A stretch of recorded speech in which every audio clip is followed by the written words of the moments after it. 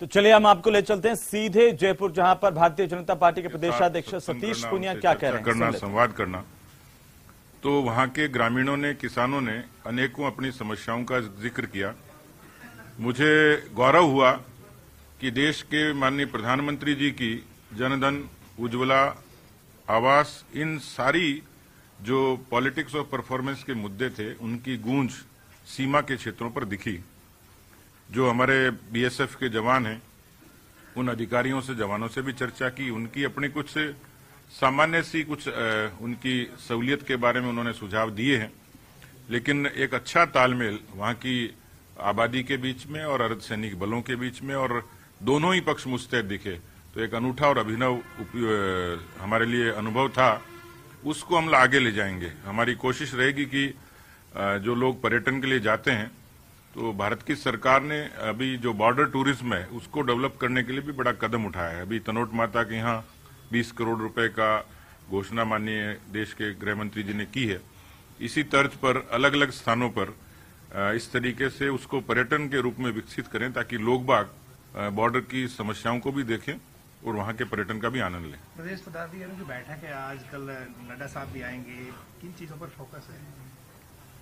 देखिए, अब तो लगभग इलेक्शन मोड में है और इस लिहाज से जो हमारी संगठनात्मक गतिविधियों को सीमित करते हुए अभी तक का जो टास्क है उसको पूरा करते हुए और भविष्य में एक राजनीतिक रोडमैप के साथ आगे बढ़ें, उसकी चर्चा होगी। लेकिन स्वाभाविक तौर पर एक हमारे लिए सौभाग्य है कि एक बार फिर से माननीय जेपी नड्डा साहब अपने दूसरे कार्यकाल के विस्तारित उस रूप में हमारे बीच में आएंगे, तो हम खूब अच्छा गर्मजोशी से स्वागत करेंगे।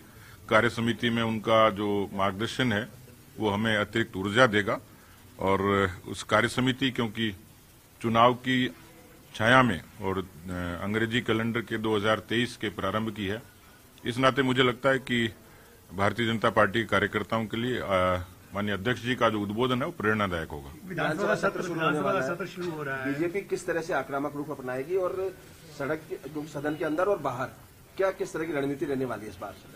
देखिए, सरकार तो हमेशा सदन से भागती है, क्योंकि विपक्ष का सामना करने की और जनता के प्रश्नों का जवाब देने की न हिम्मत है, न ताकत है, न उनकी कोई ऐसी दृष्टि है। फिर भी हमारी कोशिश रहेगी कि जो प्रदेश में जो कानून व्यवस्था है, बेरोजगारी है, भ्रष्टाचार है, किसानों की समस्याएं हैं, इन सारी समस्याओं को लेकर सदन में भी बात रखेंगे और सदन के बाहर हमारे मोर्चे अलग अलग तरीके से कार्यक्रमों की रचना कर रहे हैं। एक हमने आह्वान किया ही है कि फरवरी और मार्च में जिला कलेक्ट्रेट के घेराव का आह्वान हम लोगों ने पहले से किया हुआ है। कल विधायक दल की बैठक भी होगी विधानसभा में। 9:30 बजे विधायक दल की बैठक है, तो सदन में चलने वाले मुद्दों का उसमें नेता प्रतिपक्ष की मौजूदगी हम लोग उस पर चर्चा करेंगे। मुगल टेंट नाम लिया गया, विवाद हो रहा है लिटरेचर फेस्टिवल में। अब मुगल ही उखड़ गए तो टेंट भी उखाड़ देना चाहिए, बच्चा क्या है। कैसे? देखिए, ये नाम भारत की संस्कृति से साम्यता नहीं रखता, वो इतिहास का हिस्सा हो गया। इसलिए मैंने पहले भी कहा है कि यदि किसी सच्चे राष्ट्रवादी मुस्लिम के नाम पर रखना हो तो एपीजे अब्दुल कलाम बेहतर नाम है। देश के ऐसे बहुत सारे पुरोधा हुए हैं जो नई पीढ़ी को, खासतौर पर क्योंकि ऐसे आयोजनों में नई पीढ़ी आती है, उस नई पीढ़ी को प्रेरणा मिले, उस ऊर्जा मिले, नाम के बारे में वो जाने, उनके काम के बारे में जाने। इसलिए स्वाभाविक तौर पर ये जो टेंट वेंट की संस्कृति है, इससे थोड़ा आगे जाना चाहिए।